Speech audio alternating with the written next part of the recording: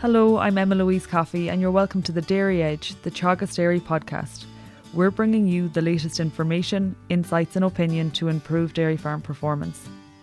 On this week's episode, Tom O'Dwyer and Siobhán Kavanagh from the Teagasc Signpost programme join us to outline the key objectives of the programme and how they align with climate action policy.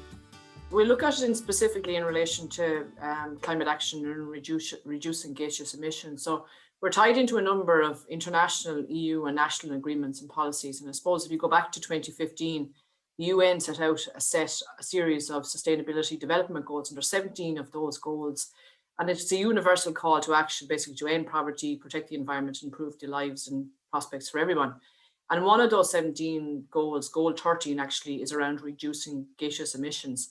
And I suppose those goals, or that one in particular, has set off a set of agreements and policy declarations across the globe, both at a national, international level and a national level. So just maybe to take you through a couple of those. The main ones are, obviously, we've signed up to the Paris Agreement, which is actually a legally binding agreement. And that requires that all 197 nations involved limit temperature increases to less than 2 degrees centigrade, or ideally less than 1.5. And when a lot of people hear this, to say, yeah, so we'd love to have an increase of 2 degrees in our temperature. So we'd have much nicer summers. But I suppose to make 2 points on that, that's 2 degrees on average, and that can be far higher in the summer months and lower in the winter months, obviously. But then one or 2 degrees mightn't have a massive impact on us in Ireland, but elsewhere in the world, 1 or 2 degrees could be very, very critical. So that's the Paris Agreement that we're signed into. At an EU level, then the Green Deal, or more specifically the Farm to Fork strategy, which is at the centre of that, has set out a number of targets for farming to achieve over the next couple of years. So you have your greenhouse gas reductions, you have reductions in nitrogen use, antibiotic use, pesticide use, and a number of other things. So that's at an EU level. And then at a national level, we have up until now, I suppose, we've had the Climate Action Plan, which sets out a target of reducing agricultural greenhouse gases by 10 to 15%. But just to stress, that is now old news. That plan is gone. The Climate Action Bill was passed through the House of the Oireachtas only very recently, and that sets out a target to reduce greenhouse gas emissions in the whole for the country by 51% by 2030, and committing to net zero or carbon neutrality by 2050. So that 51% is for the whole country. So that's all the sectors, so agriculture, transport, energy, etc. So while the bill has been passed, we don't yet know what the sectoral carbon budgets are going to be, or what it'll be specifically for agriculture, transport, energy. So if we say on average the reduction is 51% by 2030, the question is, do we get a reduction of 50%, or do we get slightly less? If we get slightly less, somebody else is going to get more. So really we're waiting on the next couple of months as to where that's going to sit for agriculture and what the targets are going to be. And that will impact then on Signpost and how we set about achieving those targets. So I think, Siobhán, you have identified a lot of context as to what policies are going to dictate how we farm in the future. And you also allude there to the Signpost programme. So to you, Tom, the Signpost programme is something that will, I suppose, tackle, the targets and help farmers achieve them. Can you give us some information on the rationale to the Teagasc Signpost programme and maybe some of the key objectives that have been set out? I suppose Siobhán has given the policy context for the Signpost programme, and it's in that policy context that the Signpost programme, I suppose, was originally imagined.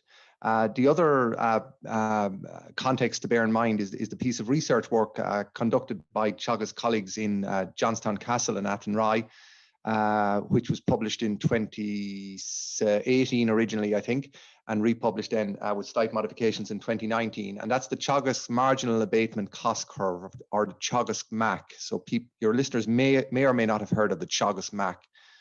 And that's a piece of research that identifies the technologies that can contribute to reducing greenhouse gas emissions and the level of impact that the different technologies can make.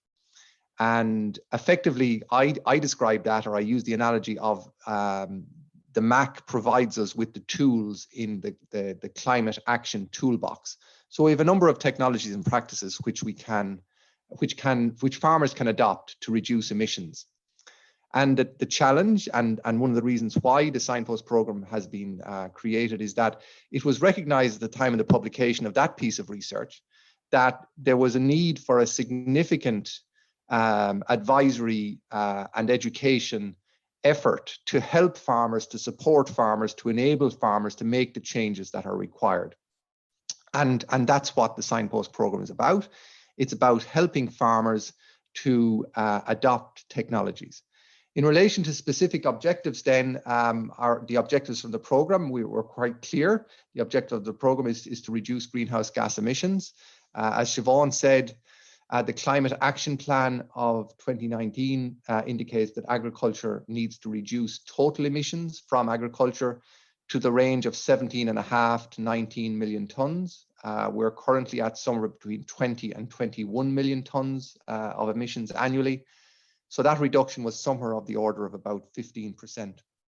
And based on the MAC curve, the Teagasc MAC curve, we believe that we have the tools in the toolbox to do that. But again, back to Siobhán's point, if the target for reduction for agriculture is higher, we're going to have to go back and review the objectives of the Signpost program so that they align with any new policy objectives. And we're probably going to have to look for additional tools to try and help us reach those objectives. And looking to the team involved in the Signpost programme, Siobhán, obviously on the Teagasc side of things, yourself, Siobhán, Tom O'Dwyer, who else is involved in the Signpost programme?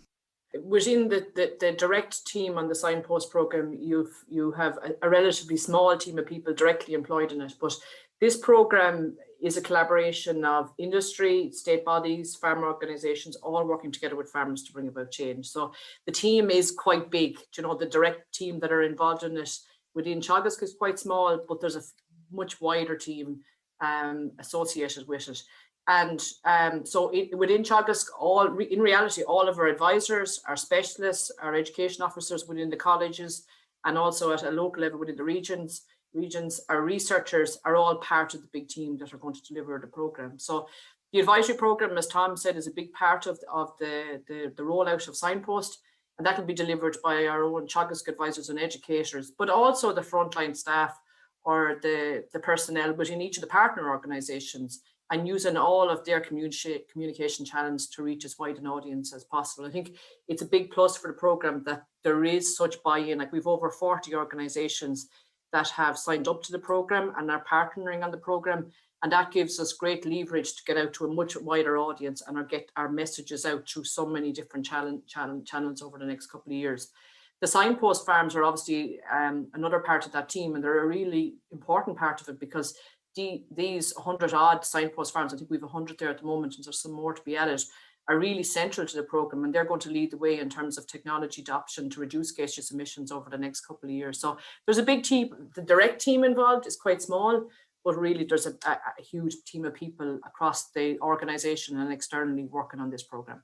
And I think, you mentioned the farmers, and they will showcase best practice in achieving a reduction in emissions. And from the most recent Signposts newsletter, I was just looking at the map, and from a dairy perspective, they're mapped across the country.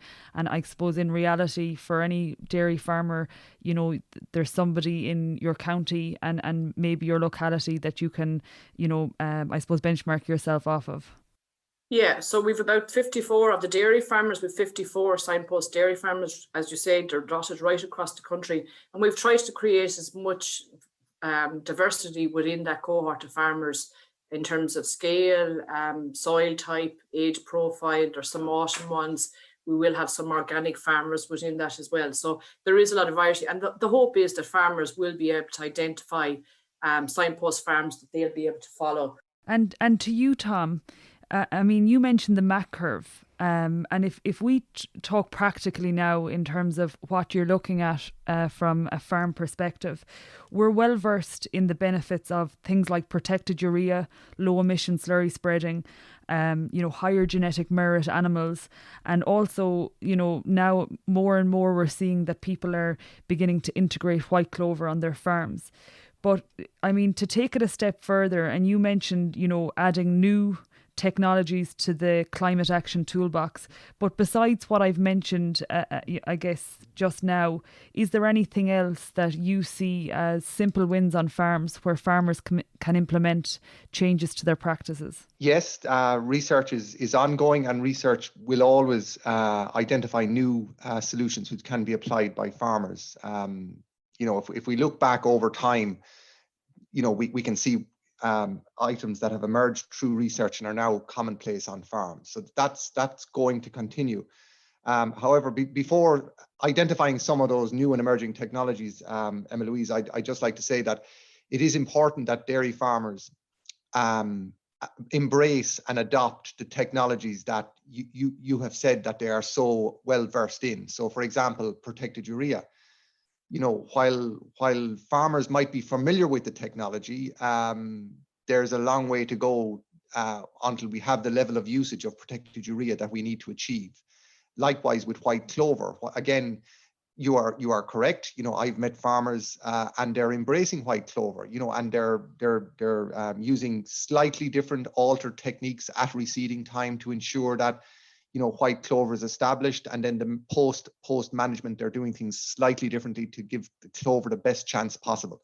So yes, farmers are beginning to embrace it, but we're a long way from being at the level of adoption of those known technologies to say that the game is won there. But moving on to your question of the new technologies, I suppose two perhaps come to mind. One is in the area of methane inhibitors, a feed additive that could be added to the diet of animals, which would reduce the amount of methane created by animals as they ruminate. Okay. Now that's been researched by colleagues in Teagasc Moor Park and Teagasc Grange currently. There was some research conducted last year, and I think this year is the first full year of research. So we'll all be awaiting the results from that ongoing research with interest to see, the potential of that technology. One of the challenges with that technology, of course, is that research in other countries has shown that the technology works, but in an indoor system where the animal is provided feed indoors and is not in a grazing scenario. So one of the challenges might very well be to figure out how to deliver or administer the feed additive in a way that has an impact on the level of methane generated by grazing animals. So I think that's very exciting and interesting research. And I suppose the other technology, I don't know whether maybe it's described as a technology, perhaps it is, but the other one that would come to mind would be the measurement of carbon sequestration, the amount of carbon that's stored in our soils. And again, a research project has started and is being led by Teagasc colleagues to look at this question and to come up with an answer as to how much carbon is stored under different soil types, under different management practices and at different locations. And the Signpost farms will be part of that research project, with the farms being used as sites for that research work. Now, and again, kind of to go back to where I started this answer, Emma-Louise, these new and emerging practices and technologies, while the research is starting or is ongoing, having solutions, ready for use is going to take time. So, yourself as a former research student, that research takes time. So, research is starting, new solutions will emerge. And I suppose what I'd be asking your listeners today to focus on optimizing the solutions that we currently know about, and get those adopted and in use on your farm. And as new technologies and new practices emerge, we'll start to let you know about them. And a follow-on question there, Tom. I mean, you talk about the measurement of carbon sequestration, and you also talk about, while it's not exactly totally linked to my question, the methane inhibitors work within the indoor system, we're looking to adapt it to the grass-based system. But from the perspective of our emissions, there has been a lot of conversation, when we're compared on a per cow basis in relation to emissions, that we would be, I guess, high emitters in Ireland, while we would have some evidence that we would be, low in terms of carbon footprint and quite efficient from a carbon perspective. Do you think with more and more research and more evidence of the output of gaseous emissions from animals and agriculture in general, that there might be a recalculation as to what the total emissions are from agriculture in Ireland? I suppose that's always possible, that the formula used by the EPA to calculate agricultural emissions, or used by the IPCC to calculate agricultural emissions, the formula may very well change because of some new science. Okay. But in my view, my personal view is that, we have to play to the rules that are currently in place, and I guess with your question, you're perhaps referring to the treatment of biogenic methane. And, there are rules at the moment as to how methane is counted. And, until those rules change, I guess we have to play to the current rules. Now, I know our director is on the record as saying that it would be a false step to perhaps, create a very, say, sharp reduction in the national herd to meet a target if there's going to be some change in those rules in the future, which would perhaps negate the need for making that step. Now, he put it a lot better than I'm just after putting it, but I hope you get my meaning. So there is debate ongoing at that at the moment, but I guess we have to play to the rules. And the other thing, just to highlight for your listeners, Emma-Louise, is that yes, we are very efficient in terms of carbon footprint. We're amongst the most efficient in the world in terms of kilos of carbon dioxide equivalent per kilo of milk produced. No question about that. That's a fact. Okay. However, the challenge at national level and under the policies that were referred to by Siobhán in her answer earlier in the interview is in total emissions. Total emissions. And what we're caught out on is that our level of milk production has increased dramatically over the last number of years, and our total emissions have increased also. Our emissions per kilo of product produced has actually declined slightly. So the emissions intensity or emissions efficiency has improved, which is positive, but it's been outweighed by the increase in the level of milk produced. So that's where we find ourselves. I don't think we have anything to be ashamed about. That's where we find ourselves. That's the reality. But it is important that people realize that the challenge at a policy level is to reduce total emissions. And we can do that by improving our efficiency of emissions per kilo of milk. But as long as milk production continues to increase, it gets very hard then to reduce total emissions, even if the emissions intensity per kilo is reducing at the same time. And to get back to some of the practicalities, to you, Siobhán, in terms of successful outcomes from the Signpost programmes, what are the KPIs that dairy farmers should be targeting? Success in this programme means reducing greenhouse gas emissions on our Signpost farms, but on all farms. So the target that's set there at the moment is for greenhouse gas emissions to be reduced on the Signpost farms by 10 to 15% by 2025 and on all farms by 2030. So the measure of that is reducing our gaseous emissions. So on the Signpost farms, what's going to happen is the Signpost farms will be visited by a National Farm Survey recorder on a regular basis to record physical and financial data and environmental data.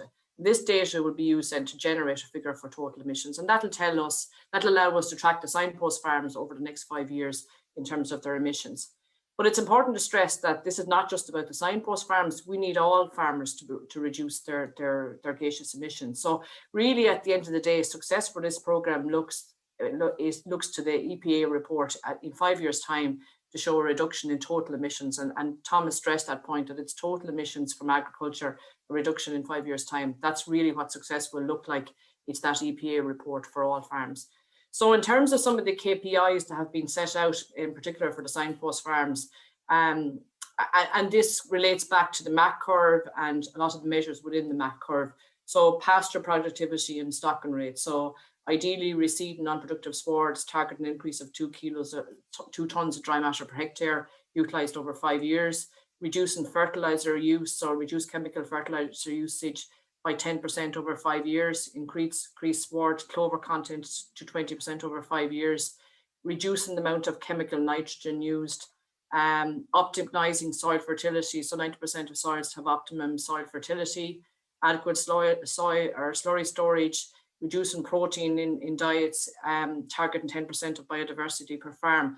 And a lot of these measures are very much in line with economic sustainability as well. So the program is taking a very holistic approach in that it's looking at economic, environmental and social sustainability. So, and an awful lot of the measures that we're encouraging farmers to take, whether that be protected urea, LESS, improving their nutrient use efficiency, use of clover, improving EBI, they all have an economic, for the most part, a lot of them have an economic benefit for the farmer. So it's not just an environmental benefit in terms of reducing their greenhouse gas emissions, but also it'll leave more money in their pocket and reduce their costs.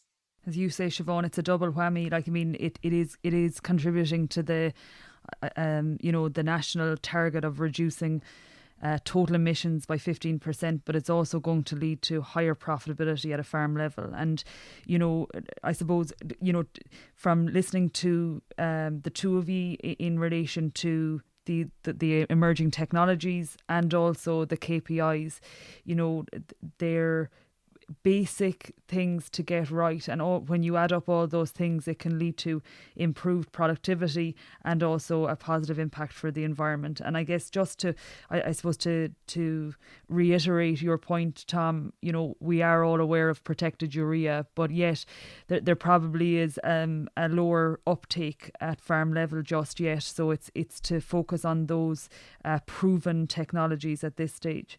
I suppose finally then to you, Tom, from the perspective of dairy farmers that are listening in today, how can they engage with the Signpost programme and learn from it to maximise the potential in terms of reducing emissions on their own farms?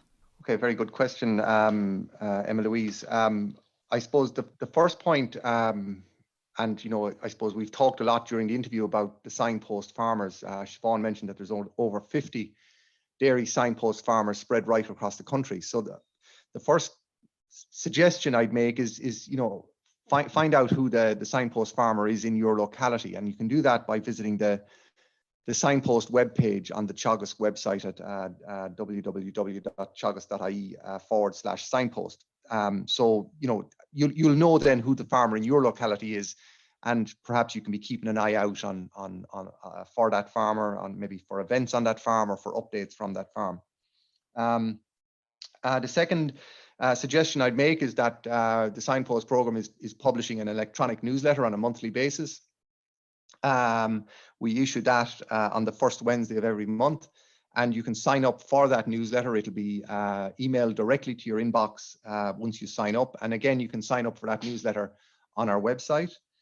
The third suggestion I'd make is that it's important, I think, as a first step, that dairy farmers increase their awareness around this challenge of reducing greenhouse gas emissions, and that they inform themselves of the facts. Okay, so we've probably used some terms and language during this interview that Siobhán and I are familiar with, and perhaps some of the listeners, maybe they're scratching their heads and wondering, so we've generated a glossary page, so it might be no harm to familiarize yourselves with some of the terms and to understand some of the terms and measurements that are used, and to understand why Irish dairy farming, why Irish agriculture is contributing 35% to greenhouse gas emissions in Ireland.